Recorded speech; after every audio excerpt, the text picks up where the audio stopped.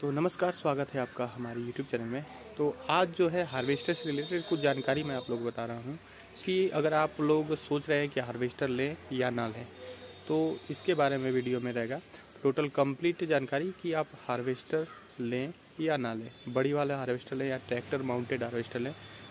Tractor वाला का बस एक ही होता है कि ऑप्शनल रहता है, आप जैसे ही हार्वेस्टर निकल गया, यानी अब निकल कर जैसे ही सीज़न आपका धान का ख़त्म हो गया, हटा कर आप राइस मिल चलाइए या फिर बालू में बोगा चले, यानी अदर काम ट्रैक्टर से आप ले सकते हैं 3 महीने का अंतर में। यानी जैसे आप दिसंबर लास्ट है, यानी सीज़न आप ऑफ हो चुका है धान का, तो ट्रैक्टर जैसे खाली होगा तो दूसरा काम करेगा। फिर 3 महीने बाद यानी फरवरी से लेकर फरवरी लास्ट और मार्च से सरसों की कटाई करेगा समथिंग 15 दिन। फिर गेहूँ की कटाई करेगा, जैसे ही गेहूँ खाली हो गया तो ट्रैक्टर निकालिए, फिर दूसरा वर्क लीजिए। यही फ़ायदा होता है इस हार्वेस्टर में। और दोनों का सेम है, जैसे आप हार्वेस्टर लेंगे छोटा वाला और बड़ा वाला, और इसके बाद ट्रैक्टर वाला, तो छोटा वाला जितना काटता है उससे थोड़ा सा 1-2 बीघे का अंतर रहेगा आपका, बस इतने में अंतर आएगा। तो सबसे पहले मैं दिखाता हूँ कहाँ से प्रॉब्लम आती है, इसमें कितना सक्सेस है कितना नहीं सक्सेस है। यहाँ से एक लू देख सकते हैं, एक कार प्रोसीजर आगे से जो इसका कटर 8 फीट 3 इंच है। और प्रॉब्लम क्या आती है, सबसे ज़्यादा प्रॉब्लम आपकी कहाँ पे आती है इस बार, तो इस सीज़न में ना एक भी बेल्ट तोड़ा है, इसे कहते हैं भी बेल्ट। आपका जो बेल्ट होता है बहुत सारे इसमें भी बेल्ट लगे हैं, और कम से कम इसमें 50 के नियर अबाउट वायरिंग है। ना वायरिंग एक भी टूटी है इसकी, ना भी बेल्ट तोड़ा है। एक वायरिंग बस टूटी है, तो आपकी झरने की वायरिंग टूटी थी, और बाकी भी बेल्ट में कोई शिकायत नहीं इस बार आया, ना हमें एक भी बेल्ट परचेज करना पड़ा।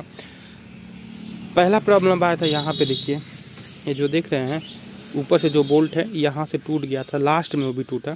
4-6 बीघे काटना था तब टूटा, तो उसे वेल्डिंग करा दिया गया। अगले सीज़न में इसे चेंज कर दिया जाएगा। ऊपर से पट्टी आती है, उसी में बोल्ट, तीनों जो बोल्ट दिखाई दे रहा है वो। फिर दूसरा प्रॉब्लम कहाँ से, तो दूसरी प्रॉब्लम आपकी फीडर से आई थी। फीडर में जो चैन होता है वही बस एक बार चैन टूटा है, 2-3 चैन मतलब उसकी जो अलग अलग आती है लाकर, वही टूटा था। और फीडर में बस रोज़ की साफ सफाई वाली दिक्कत। ट्रैक्टर में कोई प्रॉब्लम नहीं आई थी, ट्रैक्टर में हमारे जो है कोई प्रॉब्लम नहीं। फिर इसके बाद तीसरा जो प्रॉब्लम आपको है ना, यहाँ से कोई भी हार्वेस्टर वाला वीडियो देख रहा हो वो तुरंत पकड़ लेगा। ये जो झरना देख रहे हैं, जो यहाँ से हिलाता है झरना, ये वाला मेरा जो पूरा एंगल टूट गया था। फिर इसकी घड़ारी में प्रॉब्लम आई थी, तो घड़ारी मैंने चेंज किया। इसमें प्रॉब्लम आई थी झरने में। और अभी एक प्रॉब्लम है कि झरने का जो जाली है ना, नीचे से जाली देखेंगे तो जाली जो ये वाली प्लेट है, ये वाली टूटी हुई थी, इसको बदलना पड़ेगा।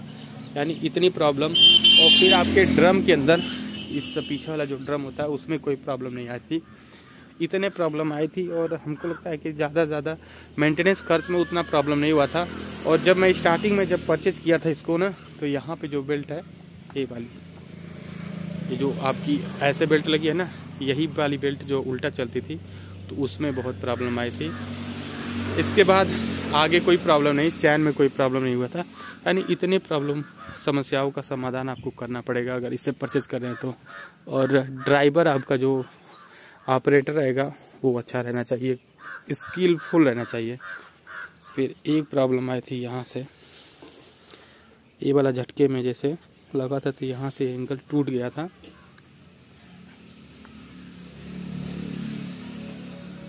और यहाँ पे देख रहे हैं ना, तब पूरा टाइट कसा गया नहीं है, क्योंकि डेली इसे रोज़ खोल कर इसे साफ़ करना पड़ता है, इसीलिए इसे अभी तक उसी तरह पैक है। बाकी और कोई प्रॉब्लम नहीं आई थी इसमें।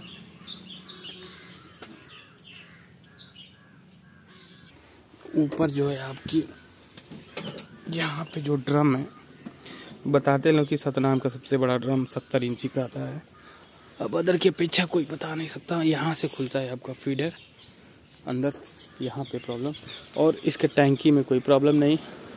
एक प्रॉब्लम आई थी यहाँ पे, जो कपड़ा बांधे है ना, वहाँ से होल हो गया था, यानी छेद हो गया था, तो फूट गया था, तो वहाँ से धान गिर रहा था, तो उसको बाद में करवाना पड़ा। तो इतनी चीज़ें आपकी समस्याओं से भरी पड़ी हैं। समस्याएं आई थी मेंटेनेंस में आपका, बस जो वेल्डिंग मशीन का चार्ज था, तो हमने वेल्डिंग मशीन भी परचेज कर लिया था, इसलिए थोड़ी सी प्रॉब्लम नहीं। वेल्डिंग मशीन स्टार्टिंग में हमको ही प्रॉब्लम दिया था, जैसे वेल्डिंग से जो अल्ट्रावायलेट रेज निकलती हैं ख़तरनाक किरणें निकलती हैं जो आग को आपके डिफेक्ट करती है। जो स्टार्टिंग में जो भी आप वेल्डिंग मशीन सीखते हैं तो सबको प्रॉब्लम रहती है, तो वही हुई थी। और छोटी मोटी बस वेल्डिंग में तोड़ फोड़ है, और वी वेल्ट एक भी नहीं टूटा था, ना इस बार बेयरिंग फूटा था। ट्रैक्टर में कोई प्रॉब्लम नहीं।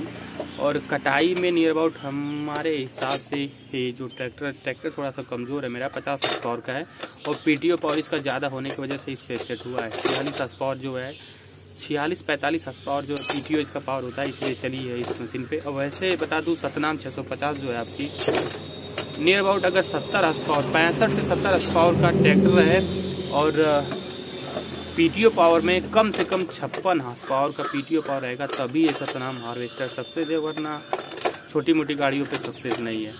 तो अब बात की जाए आप ट्रैक्टर की, तो कौन सी ट्रैक्टर आपको लेना चाहिए। तो देखिए ट्रैक्टर कोई भी लीजिए, पीटीओ पावर उसका हैवी रहना चाहिए, कम से कम 54 से 56 हॉर्स पावर के बीच में अगर पीटीओ पावर है तो वो गाड़ी सक्सेस होगी। कोई भी हार्वेस्टर, मिनी कंबाइन हार्वेस्टर ले ट्रैक्टर पे सेट करने के लिए, कम से कम 54 हॉर्स पावर का पीटीओ पावर उसका होना चाहिए। और अगर ऑप्शनल में 4 व्हील ड्राइव है तो बेस्ट हो जाता है, क्योंकि कहीं पे चढ़ाई पे ऊंचाई पे मैंने बहुत इसका जो है मेरा एक्सपीरियंस है, 4 व्हील ड्राइव में आपका गीला भी रहेगा तो आसानी से चढ़ जाएगा। तो हार्वेस्टर कोई लीजिए, सबका सेम प्रोसीजर है, सबका सेम काम है, चाहे आप सतनाम लीजिए, स्टैंडर्ड, सुपर स्टैंडर्ड या फिर विकास, बहुत सारे हैं। तो आज की वीडियो में बस इतना ही। धन्यवाद। जय हिंद।